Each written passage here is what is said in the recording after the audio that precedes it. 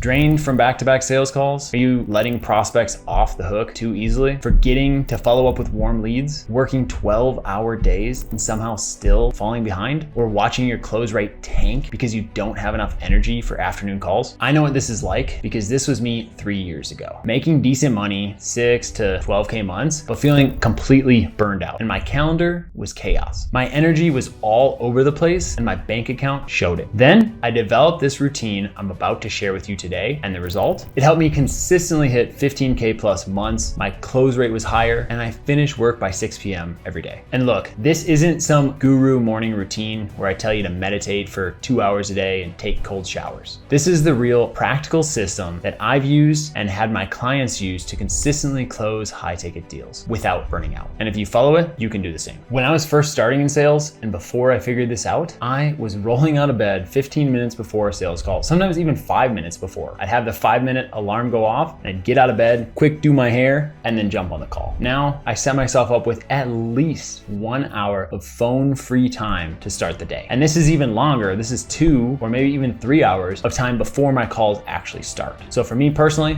I like to get up before 6 o'clock every day, and I like to have my first call at 9 o'clock at the earliest. And look, having all this time doesn't mean you need to follow a complicated morning routine. You can find out what works best for you. For me, it's 20 minutes morning meditation, going outside and touching grass, looking into the sun, and then doing a breathing exercise. It's really all you need. And then if you want, you can add in journaling, some form of self-reflection. If you like to read the Bible in the morning, you can do that too. You can stack all these different habits on if you want, but you really don't need to. The morning routine does not need to be longer than 30 minutes. And ultimately, you need to find what works best for you. But if you're doing nothing, if you're just leaving this to chance and you're just opening your phone right away, it's not gonna work out for you. If you wanna know the bare minimum routine, it's going to be get outside and not touch your phone right away and to exercise. You don't have to meditate. You don't have to take a cold shower. You don't have to do a breathing exercise, for example. I've found that's what works for me, and I found it's highly effective, but at a minimum, you as a human need to go outside and experience the world, get natural light on your skin. So once we've knocked out the morning routine, the next thing is your pre-work ritual. And so this is going to be at a minimum 5 minutes before your first call, you should be reviewing the notes for that call. Even better is going to be an hour before you start taking your first calls, or even 30 minutes before you start taking your first calls. Go and confirm all your calls for the day, check up on messages that you have in your CRM, get yourself ready. I personally like to listen to a win on my morning walk. I'll find when I was on a hot streak, when I was consistently closing at 60% plus, and I'll listen to those calls again and again and again. I'll listen to them so many times, I'll have the credit card numbers memorized for when they're giving me the cards at the end. For me, this has been really powerful, not necessary, but especially if you're in a rut, you better believe listening to wins while you're outside getting sun and exercising is gonna be massive for you. And look, this is something that I hardly ever see mentioned, but you should figure out what your chronotype is and go take a chronotype quiz so you can figure out when you have the most energy. There's 3 main types: the dolphin, the wolf, and the bear. And after you take a test like this, you're going to figure out maybe you should be sleeping in later, or maybe you're the most productive in the morning. So go ahead and take one of those quizzes to figure out what's best for you and your body. Now let's talk about the pre-call rituals. This is so important to prime your energy and release whatever's happened earlier in the day. So first call of the day, you probably don't have a lot going on, but when you're on call number 6, you've probably had energy draining calls in the past. So we need something to completely reset for that next call. One of the things you can do, obviously, get outside. If you're on back-to-back calls, you can simply, before you let the person into the weight room, even if they're already in the weight room, before you let them in, you can simply pause, shut your eyes, and take 3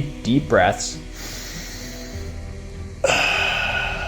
And while you're doing this, you can visualize the person coming to you excited to be on the call. They have a smile, they have a clear problem, they are in pain, and they want to talk about it. You can visualize that person being open and happy to be there. You can visualize them being excited. All this you can do in literally 30 seconds. That's all you need as a last minute reset, is just 3 breaths, visualizing person coming in, being the right person, being a qualified person. Now, ideally you have 5 minutes, and this is gonna allow you to review the notes for the call. So whether your setter has taken them or they've given an application, you can review the notes. You can look at other buying indicators. This is going to be how long did they watch the pre-call, which emails did they open, how high intent are they. You should be able to tell this just by looking at what's in your CRM. If your CRM doesn't have all this in here, possibly talk to your sales manager about including more stuff so you know ahead of time what kind of prospect this is. You can also look at what messages did they respond to. So did they respond to your morning messages, whether they were automated or manual, or has it just been ghost town? Did they open any of the emails, or again, has it just been super low low intent. And look, sometimes people are just busy, so they won't answer any of the pre-call automation stuff, but they'll still show up and they're still high intent. I don't want to say any of this as if you should judge the person before they come on the call, but this is going to give you an idea and still come to the call with an open mind. Last, on the pre-call, hopefully your phone is already permanently on Do Not Disturb, but make sure you put your phone on Do Not Disturb. If you've got Apple set up, putting your phone will also put your computer on Do Not Disturb. You cannot be letting yourself being pulled out of the flow by messages, even Slack messages. Keep those off, keep those shut. I also like to make sure that my desktop is clean. Take all the screenshots that you've taken or any of the desktop apps, organize them all into one folder that you can just open that folder when you do need them, but ultimately they don't need to be cluttering your desktop. Now that we've talked about pre-call, I want to talk about figuring out when you have the most energy and when you perform the best. For me personally, I found that the 9 o'clock, 10 o'clock, and 11 o'clock call are my best calls by far. I will optimize to have those 3 calls booked out every single time, and then I will take a 2 to 3 hour break in the day before having a 2 o'clock, a 3 o'clock, and a 4 o'clock call. That's what personally works best for me. If you're the type of guy who doesn't even want to schedule lunch and you'll just cram a few bites of a sandwich in between calls, you can do that, but my guess is you're not going to have consistent results and there's not really any structure. You're just going to be reacting to whatever's on your calendar for the day, which will put you in fight or flight mode, making it just less effective and definitely less predictable. The next thing we need to talk about with performance is how do you gain more energy? You probably already know some things give you energy, some things drain you. Figure out what those energy giving activities are. For me, it's getting outside and walking in the sun. For me, it is monitoring my sleep and looking to have green sleep scores or high sleep scores because I'm well rested. Another thing you can do is do a yoga nidra, mini nap, or you can do a breathing exercise of some kind that is designed to give you energy. If you're on your calls and you're sluggish and you're feeling yourself low energy, figure out what happened before then. It could have been that you just ate lunch and maybe you ate a heavy lunch. For example, take note of when you're feeling low energy and then take steps backward to see if it is. For example, if you watch porn and just blew your load, you're probably going to be low energy, right? You didn't expect that to be included in here, but there's so many different things. Scrolling on social media, another thing that just drains your energy, fries your dopamine receptors. You probably shouldn't be doing that. And look, this video is not about what you should or shouldn't be doing. It's just to give you awareness of what you can do and what you can eliminate so you perform at a higher level consistently. So next is following up. Unfortunately, no matter how good you are, you're not going to close every deal. You're going to need to do some follow-up. What I recommend is you find the perfect AI prompts that you can take your Fathom note taker or whatever you're using to get a transcript, plug it in there and have that give you a recap email. You'll need to play around with the prompts, but there's several prompts that you can put in, or you can create a super long prompt. So that way all you have to do is drop in transcript, use the prompt in AI, and then you already have an email ready to go. In the end, this should only take you 5 to 30 seconds maximum to personalize this email for them. So that's your first follow-up email. Make sure you outline clear next steps so that way you guys are both on the same page. Of course, you're going to follow up multiple times until you hear an answer, and there's a whole other video on follow-up templates, so I won't go super into depth with that now. And one thing that I want to make sure you don't miss, you must update your CRM at the end of every day. Ideally between calls, but make sure the notes are in there because otherwise you're going to forget who's who, and then you're going to have to try to remember and rely on memory, which just takes up too much energy. Put your notes in, make sure you're following the proper procedures with your CRM, so that way everybody knows, whether it's your sales manager, the CEO, or even yourself, everybody knows what exactly happened on each call. This almost never gets talked about, and I find it's one of the most important things, and that's having an end of day routine. And I'm not talking about your end of day report where you fill out your metrics. I'm talking about something where you formally close your day. I've found I'm way more effective when I have a time that I stop working for the day. You can have an alarm on your phone that goes off every day that tells you it's time to do your end of day routine and stop working. From here, obviously, update your CRM, fill out your metrics, do everything that's required of you as a sales rep. And then next, take pen and paper and write down how the day went. You need to have not just quantitative results of your metrics, but qualitative. How am I feeling? What am I frustrated about? What went well? What could use improvement? How was my energy today? Labeling all kinds of stuff like this is going to help you spot patterns and spot ruts before they even develop. You can also take this time to review, did I do everything that I said I was going to do? And did I take care of my body? If you get in a habit of not keeping your word, if you can't persuade yourself, then you can't persuade prospect. Make sure you're keeping your word. Obviously, move your body, get outside. You can even track, did I do my workout, or what were my non-negotiables and did I keep them? If not, figure out how to get them in your day. And the last thing that I'll say about energy management and end of day is you need to be doing something for relationships outside of work. If you just are so locked in and you're only doing the sales stuff, yes, you can do it for 3 months, maybe even 4, but otherwise you're gonna burn out. Make sure you're scheduling dates with your girlfriend. If you're still single, make sure that you're meeting girls on a daily basis, and don't just rely on apps. Go out into the real world, talk with real people, go to places where you're going to meet interesting people. Because if you don't socialize outside of your sales team and outside of the Zoom screen, your life is just gonna be like monotonous and somewhat boring. The last thing for this video is going to be lifestyle. I've spent a lot of my sales career doing the digital nomad thing of traveling around different Airbnbs, and I can confidently tell you that you will perform better if you move less. When you're traveling, make sure that, for example, you travel or move on days that you don't take calls. I've had times where I've needed to rush to get to a call or ask for an early check-in to get to a call, and I'm literally opening my MacBook right when the call started. Highly do not recommend that. Everybody always talks about how if you're traveling and doing the digital nomad thing, you're gonna cap out at like 10 to 20K per month, and I've seen it. Highly recommend you find one place, or if you are traveling, you stay there longer. No matter what you do, there's always gonna be unexpected distractions. You can either let those distractions piss you off, or you can accept them, you can laugh at them. I've had times where a chicken has been crowing in the background during my pitch. You might as well embrace it. Understand that if you can't control something, you should just change your attitude about it. You can make a joke about it, or sometimes they can't even hear it because your mic noise canceling is good. These things might fluster you in the moment, but ultimately just realize that they're part of the game and you can take steps later on to prevent them, but don't let them piss you off or change your state, because otherwise that's gonna reflect in your performance. Okay, so the last two things about lifestyle, we already talked about meeting girls, going out. You need to also be maintaining relationships with friends. If you're not already, make sure you're calling your boys, hanging out with your friends, and just not being so locked in and so leaving everybody behind. If you're on this path and in sales and nobody in your personal life can relate, then you need to find a community, a mastermind, or something where you can find these people. Social media is a great place. You don't even need to pay to be in a lot of these communities to have that camaraderie and to have people who know what you're going through. So you need to find these people, because otherwise it can get really lonely. And last is work-life balance. For me personally, when I first got into sales, I was taking 12 hours of calls per day, 6 days per week, and I won't do it again. I was even offering 7 days per week. I won't do that again. You need to set time for yourself. For me personally, the boundary is weekends are off. And then I'll also open my calendar from 9 to 6. For me personally, it's not worth taking calls late in the day. I also am the most productive in the morning, but I wanna actually have a life. I wanna actually be able to go on dates with my wife. Those are the boundaries I've put in place. If you're a young single dude,